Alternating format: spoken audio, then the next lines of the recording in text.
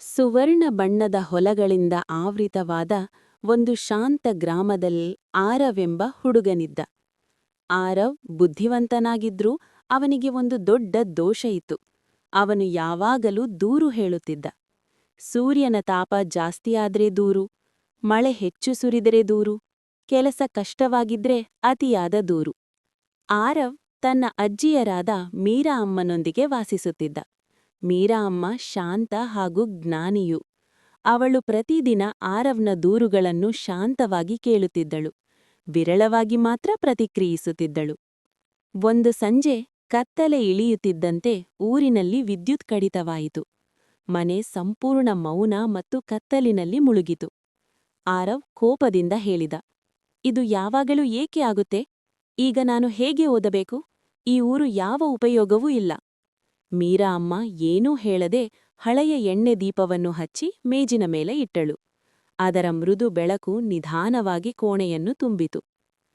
"ಕುಳಿತು ಓದು" ಎಂದು ಮೀರಾ ಅಮ್ಮ ಶಾಂತವಾಗಿ ಹೇಳಿದರು. ಆರವ್ ಚಿಕ್ಕ ದೀಪವನ್ನು ನೋಡಿ ನಕ್ಕ. "ಇಷ್ಟು ಚಿಕ್ಕ ದೀಪದಿಂದ ಏನು ಉಪಯೋಗ? ಇದಕ್ಕೆ ಶಕ್ತಿ ಇಲ್ಲ." ಮೀರಾ ಅಮ್ಮ ನಗುತ್ತಾ ಮೌನವಾಗಿದ್ದಳು. ಆರವ್ ಪುಸ್ತಕ ತೆರೆದಾಗ ಅವನಿಗೆ ಒಂದು ವಿಚಿತ್ರವಾದ ಸಂಗತಿ ಕಂಡಿತು.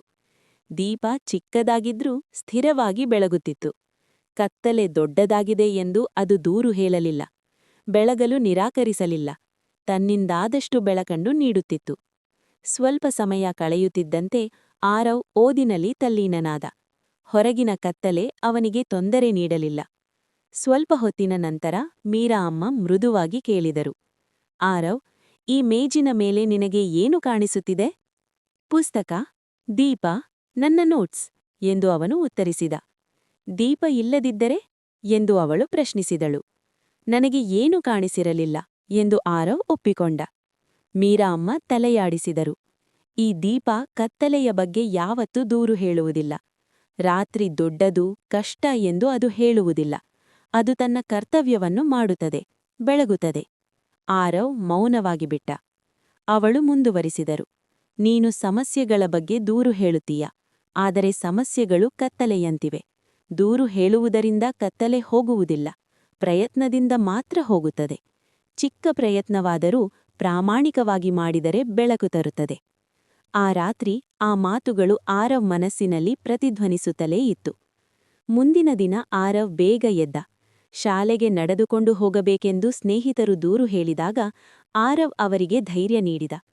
ಪಾಠ ಕಷ್ಟವಾದಾಗ ಅವನು ಕೈಬಿಡದೆ ಮತ್ತೆ ಪ್ರಯತ್ನಿಸಿದ. ನಿಧಾನವಾಗಿ ಜನರು ಅವನಲ್ಲಿನ ಬದಲಾವಣೆಯನ್ನು ಗಮನಿಸಿದರು. ಕೆಲವು ವಾರಗಳ ನಂತರ ಮತ್ತೆ ವಿದ್ಯುತ್ ಕಡಿತವಾಯಿತು. ಈ ಬಾರಿ ಮೀರಾ ಅಮ್ಮ ಮುಂಚೆ ಹೋಗುವಷ್ಟರಲ್ಲಿ ಆರವ್ ಸ್ವತಃ ದೀಪ ಹಚ್ಚಿದ.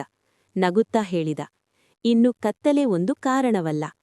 ಮೀರಾ ಅಮ್ಮನ ಕಣ್ಣುಗಳಲ್ಲಿ ಹೆಮ್ಮೆಯ ಕಣ್ಣೀರು ತುಂಬಿತು. ಆ ದಿನದಿಂದ ಆರವ್ ಒಂದು ಮಹತ್ವದ ಪಾಠ ಕಲಿತನು.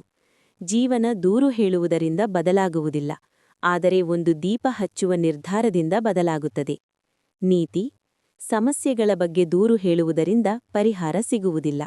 ಸಹನೆ ಮತ್ತು ಜವಾಬ್ದಾರಿಯೊಂದಿಗೆ ಮಾಡಿದ ಚಿಕ್ಕ ಪ್ರಯತ್ನವು ದೊಡ್ಡ ಬದಲಾವಣೆಯನ್ನು ತರುತ್ತದೆ.